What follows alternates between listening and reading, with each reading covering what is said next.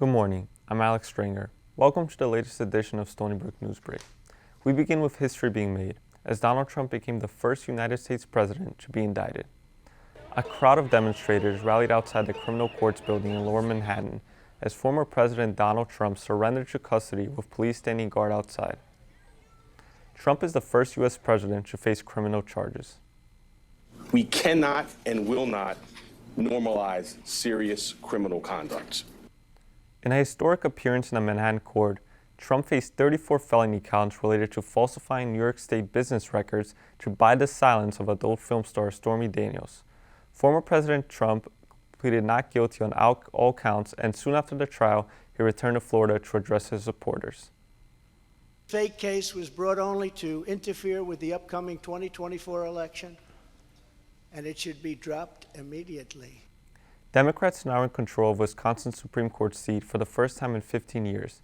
The Associated Press announced yesterday that Milwaukee Judge Janet Protasiewicz beat incumbent Supreme Court Justice Dan Kelly in a campaign that broke previous national records for Supreme Court elections.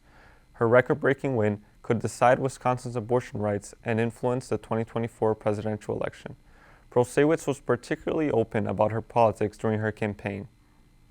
Obviously, I can't comment on what I would do on any case, but my personal value is that a woman should be able to make her reproductive health care decisions.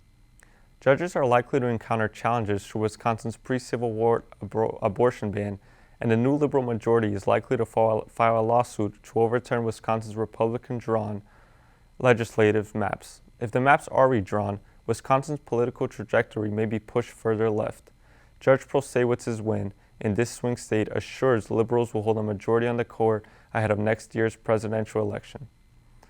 Tensions are rising even higher between Russia and the United States following the detention of an American journalist in Russia on espionage charges. Evan Gershkovich, the Wall Street Journal reporter, was arrested on a coverage trip in Yekaterinburg. Russia's Federal Security Service, or FSB, accused him of spying in the interest of the American government, according to a statement published in the state-sponsored media outlet RIA. John Sullivan, former U.S. ambassador to Russia, believes that the charge Gershkovich faces stems from Russian leadership.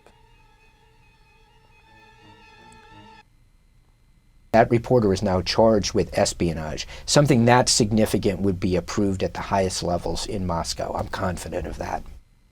While there is no confirmation that Russia plans on holding Gershkovich for a prisoner swap, Sullivan stated that the Russians do like to engage in tit-for-tat behavior. Gershkovich and the Wall Street Journal denied the charge of espionage, a penalty that could carry a sentence of up to 20 years in prison. President Biden and the U.S. State Department demanded the immediate release of the 31-year-old American reporter.